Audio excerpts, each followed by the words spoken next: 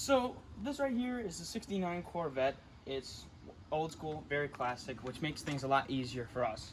If we look at what we're trying to do, we're trying to remove the tires, and they're just basic five nut, tires.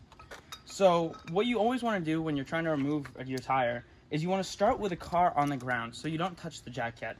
I took this off of the jack to make my life easier, because who doesn't like that?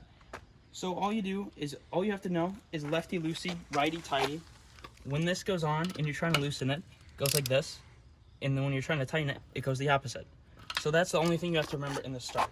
And then leave the car on the ground when you first start to remove your tire.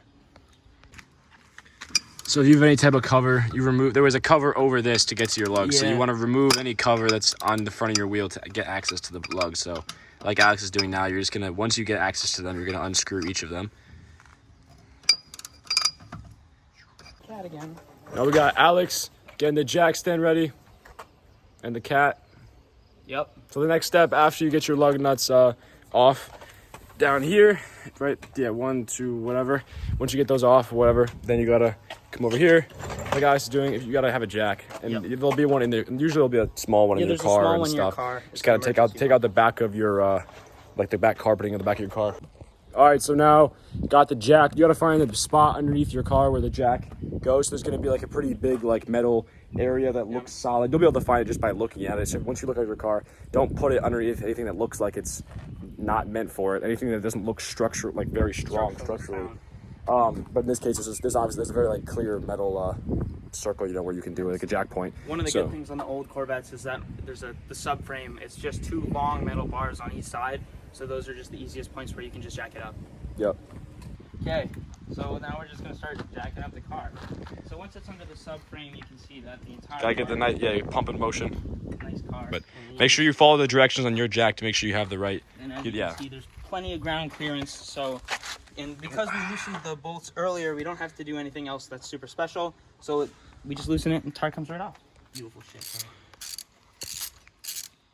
So once your wheel is off the ground and it's very stable on the jack, make sure that your car's in park, and usually ideally you would put a chalk underneath the wheel so that it's not going to roll or anything. But like Alex is doing now, you just go lug by lug, take these all off, and that's the only thing holding your wheel to the car. And then you just can take this off, and this tire is fine, but if your tire was needed to be changed, you would just take your spare tire from below and put that one on, and then tighten everything back up, lower it back down. Now you're just going to pull your wheel off. There you go. Wheel is off. Just like that, you can see the rotor. There's your brakes. Real quick lesson on that. It's your discs, your calipers. These are the lugs you just pulled off, so they attach to there. Got some suspension back there. You can see all in there. So now you would take your spare tire and you would get it out of the back of your car, from underneath your car, and then you would just put it back on and do the same thing and just put all the screws back on and repeat your process. And then come back to your jack, make sure you read the directions, and then lower your jack and you're all set.